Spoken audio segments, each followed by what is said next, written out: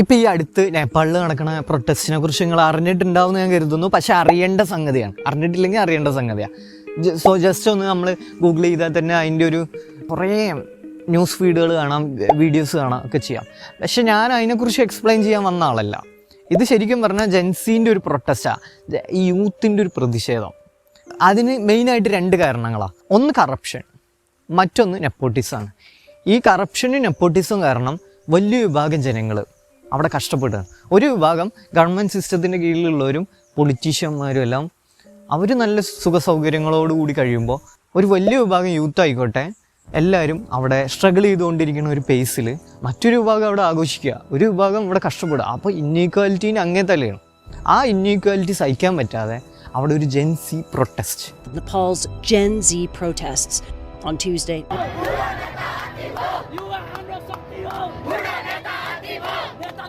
ഇങ്ങനെ ഒരു സിറ്റുവേഷനിലാണ് യൂത്ത് അവിടെ കയറി പ്രതിഷേധിക്കേണ്ട അവസ്ഥയിലെത്തിയത്. ട്വിറ്റർ ആയിക്കോട്ടെ മറ്റ് പ്ലാറ്റ്ഫോമുകളിലെല്ലാം അടുത്തൊരു പ്രധാനപ്പെട്ട ഒരു ചർച്ചയായി വന്ന വിഷയമാണ് നേപ്പാളിൽ വന്ന അതേ ഇഷ്യൂ നമ്മുടെ ഇന്ത്യയിലും വരുമെന്ന്. അപ്പം ഞാൻ പറയുകയാണെങ്കിൽ അതിൻ്റെ സാധ്യത വളരെ വളരെ വളരെ കുറവാണ്. കാരണം ഇപ്പോൾ പാകിസ്ഥാൻ ആയിക്കോട്ടെ, അഫ്ഗാനിസ്ഥാൻ, ശ്രീലങ്ക, ഇപ്പോൾ ഈ അടുത്ത് ബംഗ്ലാദേശ്, ഇപ്പോൾ നേപ്പാൾ, ഇങ്ങനെയുള്ള രാജ്യങ്ങളിലെല്ലാം ആ ഒരു വലിയ വിഭാഗം ആൾക്കാർ, ഒരു യൂത്ത് ആയിക്കോട്ടെ ഒരു വലിയ വിഭാഗം ആൾക്കാർ പ്രൊട്ടസ്റ്റ് ചെയ്തു. അവിടുത്തെ ഒരു ഗവൺമെൻറ് സിസ്റ്റം തന്നെ ആകെ തകരാറിലായി. ആ സിറ്റുവേഷനിലൊക്കെ ഇന്ത്യ ഭയങ്കര സ്ട്രോങ് ആയിട്ട് നിൽക്കണം. ഇന്ത്യയിൽ പ്രോബ്ലം ഇല്ലാഞ്ഞിട്ടല്ല, നമ്മളൊരു ഇന്ത്യക്കാരെന്ന് പറഞ്ഞാൽ ഇന്ത്യനാണ്, പക്ഷെ നമ്മൾ വളരെ ഡിഫറെൻ്റാണ്. മറ്റ് ഈ രാജ്യങ്ങളെല്ലാം വെച്ച് കമ്പയർ ചെയ്യുമ്പോൾ നമുക്ക് ഒറ്റ ലാംഗ്വേജ് അല്ല, ഇത്ര ലാംഗ്വേജസ് ഉണ്ട്. അതേമാതിരി റിലീജിയൻ വൈസ് ആയിക്കോട്ടെ, മതപരമായ കാര്യങ്ങൾ കൊണ്ട്, അതേമാതിരി ജാതി എന്ന് പറയുന്ന വലിയൊരു ഫാക്ടറുണ്ട്. പിന്നെ അതേപോലെ നമുക്ക് ഒറ്റൊരു പൊളിറ്റിക്കൽ പാർട്ടീൻ്റെ ഇതല്ല, നമ്മൾ പല പാർട്ടി സിസ്റ്റം ഉണ്ട്.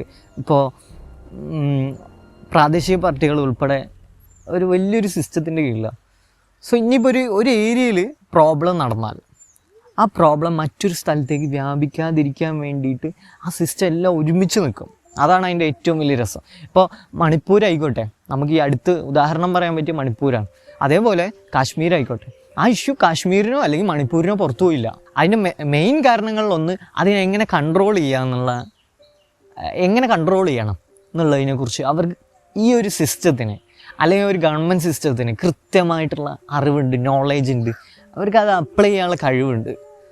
സോ അത് കൃത്യമായിട്ട് അവർ ഉപയോഗിച്ചു. അതേപോലെ ഇപ്പോൾ നിങ്ങൾ ശ്രദ്ധിച്ചിട്ടുണ്ടോയെന്നറിയില്ല, മണിപ്പൂരായിക്കോട്ടെ കാശ്മീരായിക്കോട്ടെ, ആദ്യം അവിടെ ഒരു ഇഷ്യൂ നടന്നു കഴിഞ്ഞാൽ അവിടെ ഇൻ്റർനെറ്റ് കട്ട് ചെയ്യും. സോ അതവർ പുറത്തേക്ക് പോവാതിരിക്കാൻ കൂടി വേണ്ടിയിട്ടാണ് ആ ഇഷ്യൂ അല്ലെങ്കിൽ ആ പ്രൊട്ടസ്റ്റ് അവിടെ നടക്കുന്ന വിഷയം. അത് ശരിയാണോ തെറ്റാണോ എന്നുള്ള ചോദ്യമല്ല, അതിൻ്റെ അപ്പുറത്തേക്ക് ആ പ്രൊട്ടസ്റ്റ് പുറത്തേക്ക് പോകാതിരിക്കാൻ വേണ്ടിയിട്ട് ഗവൺമെൻറ് എന്തൊക്കെ ചെയ്യാൻ പറ്റുമോ അതൊക്കെ ചെയ്യും. അതിൻ്റെ ഉദാഹരണമാണ് ഇപ്പോൾ കാശ്മീരിലും മണിപ്പൂരിലും ഒക്കെ കണ്ട്.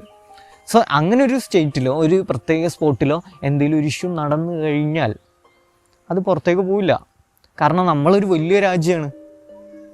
ഒരു സ്റ്റേറ്റ് ഒരു പ്രൊട്ടസ്റ്റ് നടത്തിയാൽ പോലും ഇവിടെ ഒരു വലിയൊരു മേജറായിട്ടുള്ള ഒരു മാറ്റം വരില്ല.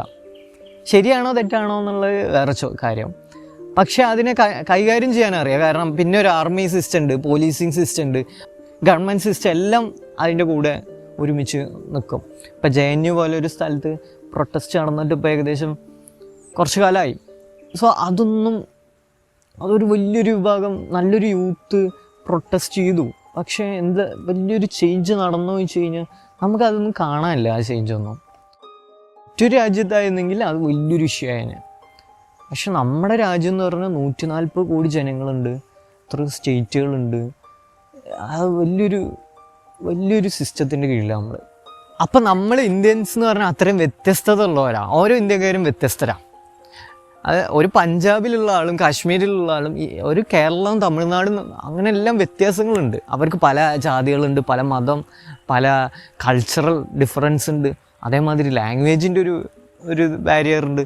എല്ലാ ഇന്ത്യക്കാർക്കും കണക്ട് ചെയ്യാൻ പറ്റിയ രീതിയിൽ, കമ്മ്യൂണിക്കേറ്റ് ചെയ്യാൻ പറ്റിയ രീതിയിലേക്ക് മാറിയാൽ മാത്രമേ ഉള്ളൂ ആ പ്രൊട്ടസ്റ്റിനുള്ള സാധ്യതകളുള്ളൂ. അല്ലെങ്കിൽ ഒരു സ്റ്റേറ്റിലേക്കൊക്കെ മാത്രം ഒതുങ്ങിപ്പോവും. ഇപ്പോൾ പഞ്ചാബിൽ കർഷക സമരം, പിന്നെ NRC പോലുള്ളത്, ഇതെല്ലാം അതിൻ്റെ ഒരു ഉദാഹരണം. ഇപ്പോൾ JNUവിൽ മാത്രം ഒതുങ്ങിപ്പോയ അവിടുത്തെ വിദ്യാർത്ഥി പ്രതിഷേധം.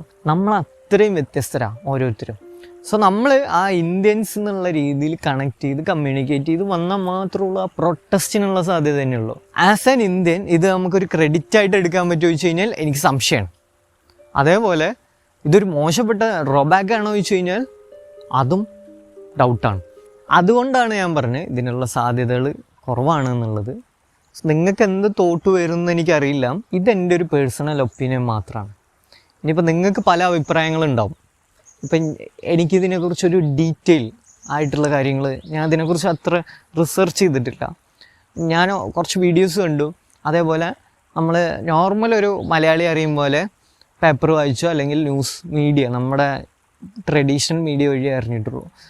അപ്പോഴും എൻ്റെ ഒരു തോട്ട് വന്നത് എപ്പോഴും എന്തുകൊണ്ട് ഇന്ത്യ ഇത്രയും സ്ട്രോങ് ആയിട്ട് നിന്നു എന്നുള്ള കാര്യമാണ്. പല കേസിലും ഇന്ത്യ എന്തുകൊണ്ട് ഇത്രയും സ്ട്രോങ് ആയിട്ട് നിന്നു എന്നുള്ള എൻ്റെ ഒരു സംശയം മാത്രമേ ഉള്ളൂ.